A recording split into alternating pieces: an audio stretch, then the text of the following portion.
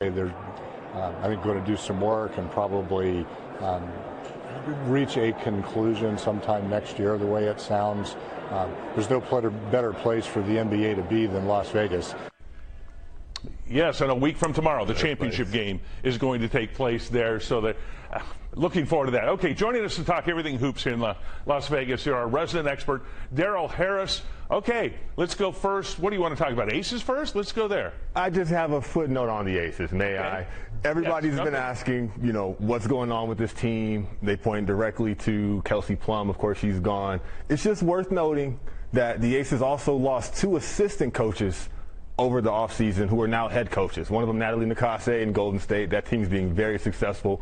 Also, Tyler Marsh with the Chicago Sky. He was in control of player development for the Aces. So not to say that Becky can't do it all by herself. Not at all. Not saying that. We talked about Becky, but the house of cards around her did get a little bit weaker.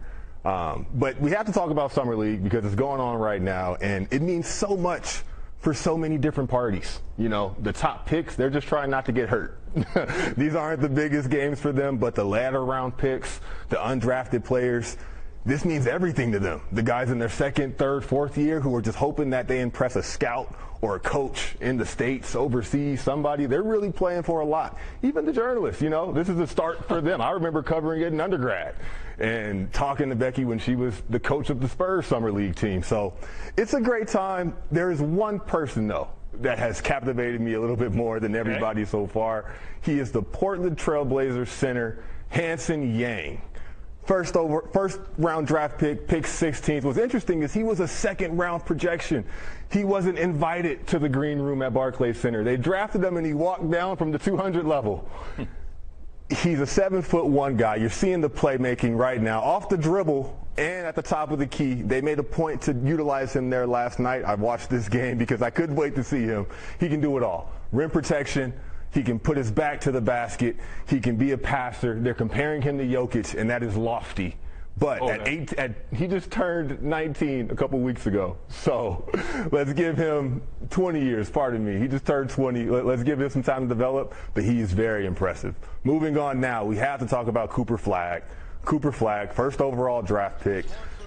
He got everybody off their feet on this breakaway dunk. That's a way to make your Summer League debut, first baskets. And he was okay for the rest of this game.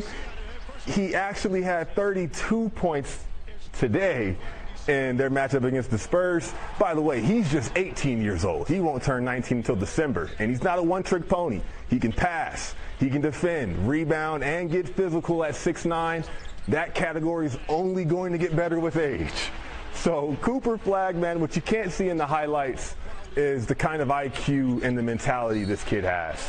Like I said, at 18, to be in the spotlight of the NBA media and the NBA world, essentially, he's handling it with ease. He's handling it with ease, and he's going to walk onto a team where he can star in his role next to proven players, a veteran head coach when you look around the league. That's such a unique atmosphere for a first overall draft pick. You mentioned it, too. You got Cooper Flagg and some of these players here. Cooper didn't have a great opening. Now, he probably won't play again. A lot of these players will play like 1-2 games. Can't get hurt. No.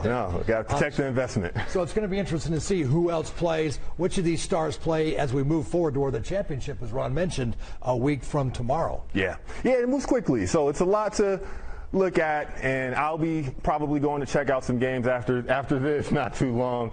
But I also I got to ask you this: I got the Utah Jazz. How about the Ace? I mean, the Utah Jazz have an exciting young team. I think the fans are rejuvenated about this team. I'm glad you did. Gilberto and I talked about them. I said that it would be wise for Ace Bailey to report to Utah, where Summer League actually began, which he did. He was in good spirits the entire time. More than the stats, that's probably the best indication of how his season's going to go. He looked happy, and just talking about Utah overall, I love that they're putting Ace, which was a talent that all the scouts were drooling about. They're putting him next to Walter Clayton, NCAA champion, leader of that Florida Gators team, and he came on as the Utah games came along. He had about 4 threes in that last game, 20 points.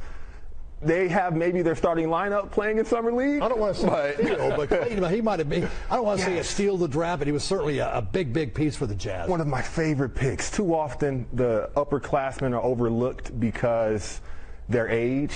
However, how many of these draft, dart throws turn into Giannis? Not many. You need some guys who can shoot, can win and play. So. Okay, I'm going to ask you this, be sort of critical of the NBA here, but the reason I like Summer League is the guys play hard because they're trying to make a team.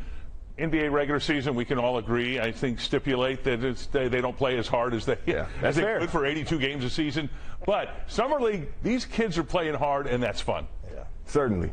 They're rolling out even some rule change. They're testing the waters on that to where they won't count the half-court heaves against your field goal percentage. So I've seen a couple guys chucking it from full court. Regular season or just for Summer League? They're trying it in Summer League. I bet it carries over in due time. So that way it makes it a little more interesting. You're right. I like that idea. That's a good rule change. Darrell, thanks for swinging by. We appreciate it once again. My pleasure. All right, coming up next, we're sitting down with the president of the A's, Mark McDane. Lots to talk about with him as we look ahead to the first season on the Strip in a few years. Sports Wrap will be right back.